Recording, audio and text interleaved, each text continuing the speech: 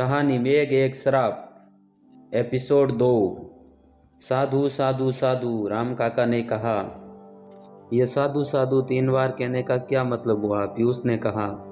साधु शब्द पाली की भाषा है जिसका मतलब अच्छा किया, बहुत अच्छा किया। लंबे बाल वाले लड़के ने कहा। इसका मतलब मेघ गांव की चुड़ैल बदला लेने की जगह यह कह रही हैं कि तूने अच्छा किया, बहुत अच्छा किया। जिप्सी में पीछे बैठी लड़की ने कहा। वो बदला नहीं, इंतकाम लेना चाहती है। वो जानना चाहती है कि क्यों जलाया उसे, आखिर उसका कसूर क्या था? राम काका ने कहा।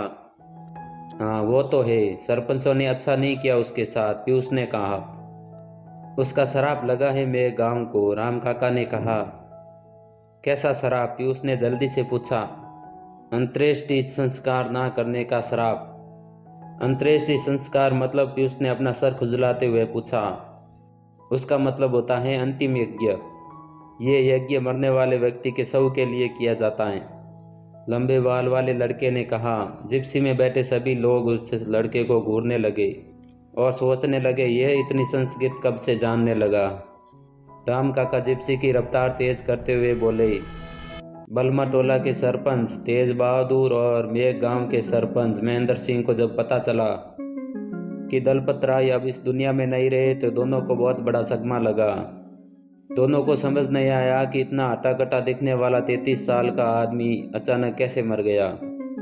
दलपत राय के शरीर को जलाने का समय हो गया था। तीनों गांव के लोग इकट्ठा हो गए थे।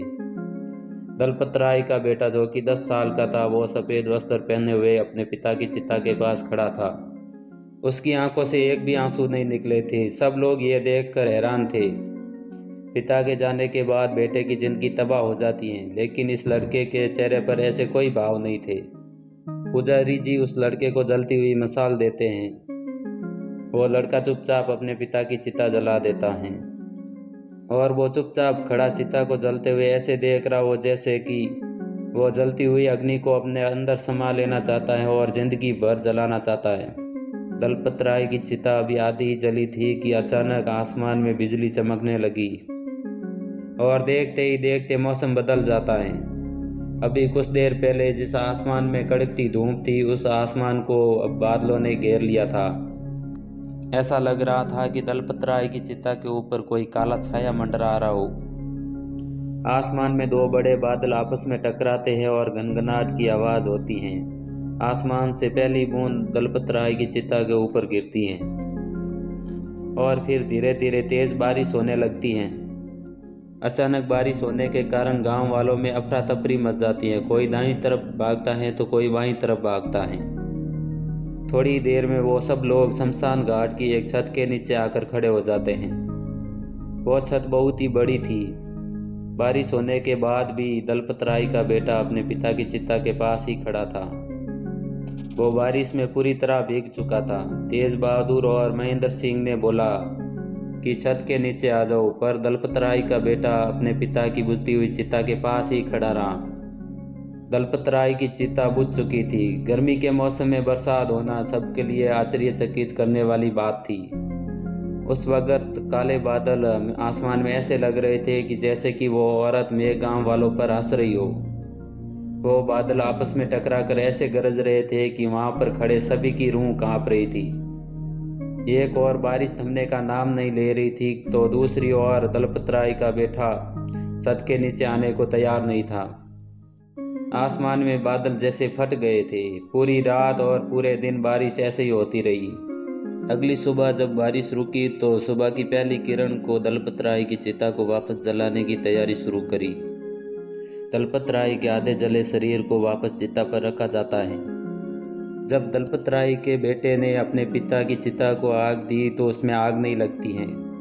सब लोग ये देखकर हैरान हो जाते हैं कि आग लगाने के बाद भी लकड़ियों में आग क्यों नहीं लगती है। सब गांव वालों में हड़कंप मच जाता है। वो एक दूसरे से कहते हैं कि अरे ये क्या हो रहा है, ये तो अशुभ है। बहुत कोशिशों के बाद भी चिता में आग नहीं लगती है।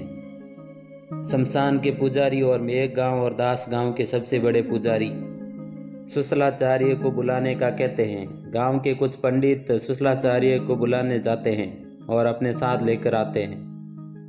सुशलाचार्य की उम्र करीब 50 साल होगी। उनकी लंबी लंबी दाढ़ी और लंबी कदकाठी की। वो अपने सफ़ेद बालों का जूड़ा बनाकर रखते थे। वो हमेशा भगवा रंग के कपड़े पहना करते थे। पंडित सुशलाचार्य के गले में हमेशा रुद्राक्ष की माला रहती थी। पंडित सुशलाचार्य दलपतराय के आधे जले शरीर के पास जाते हैं और अपने थैले में से एक शीशी निकालते हैं। कांच की बोतल के अंदर गंगा जल रखा हुआ था। पंडित सुशलाचार्य अपने हाथ में गंगा जल लेते हैं और दलपतराय की चिता पर डाल देते हैं। गंगा जल के छींटे जैसे ही दलपतराय के आधे जले शरीर पर पड़ते हैं तो उसमें से छन छन की आवाज़ आती है। वो आवाज़ ऐसे ही आ रही थी जैसे किसी गर्म चीज़ को ठंडे पानी में डाल दिया जाता है। सभी गांव वाले डरावना मंजर देखकर डर जाते हैं।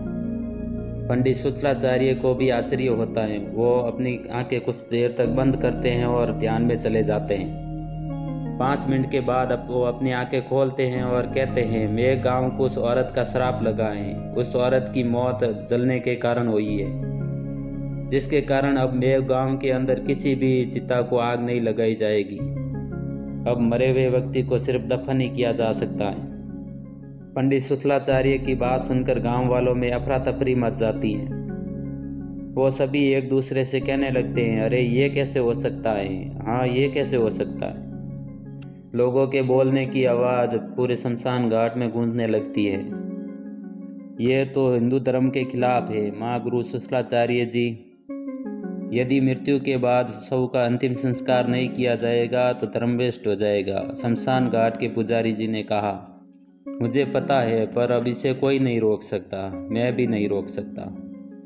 पंडित सुशलाचार्य के ये कहने के बाद गांव वाले बिना किसी सवाल जवाब के दलपतराय के शरीर को दफनाने के लिए तैयार हो जाते हैं, क्योंकि गांव में कोई पंडित सुशलाचार्य के विरुद्ध नहीं जाता था। उनकी बात गांव के सरपंच से भी ज़्यादा मानी जाती थी। भीड़ में खड़े 4-5 लोग आगे आते हैं और दलपतराय को उठाकर आगे खेत जले हुए उसकी तरफ बढ़ जाते हैं। उन्हीं के पीछे दलपतराय का बेटा और महेंद्र सिंह और तेज बहादुर सिंह और सारे गांव के लोग पीछे पीछे जाते हैं। चलते चलते लोग बातें करते हैं कि यह कैसा श्राप दे दिया उस कलमुही ने, हम हिंदुओं का धर्म वेस्ट कर दिया।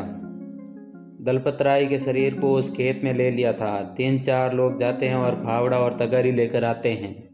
वो लोग जैसे ही दलपतराय की चिता के लिए गड्ढा खोदने वाले थे कि तभी दलपतराय का बेटा बोला, कोई गड्ढा नहीं खोदेगा, ये मेरे पिता है और इसके लिए मैं गड्ढा खोदूंगा, मुझे किसी की सहायता की ज़रूरत नहीं है। अरे ये तुम क्या बोल रहे हो, महेंद्र सिंह ने कहा, ये काम तुम कैसे कर सकते हो, अभी तुम्हारी उम्र ही क्या है, ये काम हम लोगों को ही करने दो। तेज बहादुर सिंह ने कहा, नहीं काका, ये काम तो मैं स्वयं ही करूँगा, आप सब कृपया करके पीछे हट जाएं और आप लोग प्लीज़ मुझे मत रोकें। दलपतराय के बेटे की बात सुनकर सभी लोग पीछे हट जाते हैं। दलपतराय का बेटा फावड़ा उठाता है और गड्ढा खोदने लग जाता है। वो करीब 2 घंटे तक गड्ढा खोदता रहता है। जब गड्ढा खुद जाता है तो गांव के कुछ लोगों के साथ मिलकर अपने पिता का शव को उस गड्ढे के अंदर डाल देता है। शव को अंदर डालने के बाद अपनी मुट्ठी में उस खड्डे की मिट्टी को लेता है और अंदर डाल देता है और हाथ जोड़कर 3 बार साधु साधु बोलता है। उसके बाद गांव का हर सदस्य आता है और सभी यही करते हैं और फिर शव को दफना दिया जाता है। दलपतराय के आधे जले शरीर को दफनाने के बाद उसके बाद गांव के किसी भी लोगों की मौत होती तो खेतों में दफनाया जाता था, जलाया नहीं जाता था। 1 महीने के अंदर मेघ गांव में 100 से भी ज़्यादा मौतें हुई थी। जिन खेतों में मेघ गांव के लोग फसल उगाया करते थे वहीं अब कब्रिस्तान में बदल गए थे। दलपतराय के मरने के बाद ही मेघ गांव के सभी कुओं का पानी काला पड़ गया था। मेघ गांव के लोगों को अब पानी भरने के लिए या तो दास गांव या बलमा टोला जाना पड़ता था। यह है मेघ गांव की कहानी। इस कहानी को लगातार सुनने के लिए सब्सक्राइब करें हमारे YouTube चैनल को, ताकि ऐसी ढेरों कहानियाँ सबसे पहले आपके पास पहुँचे।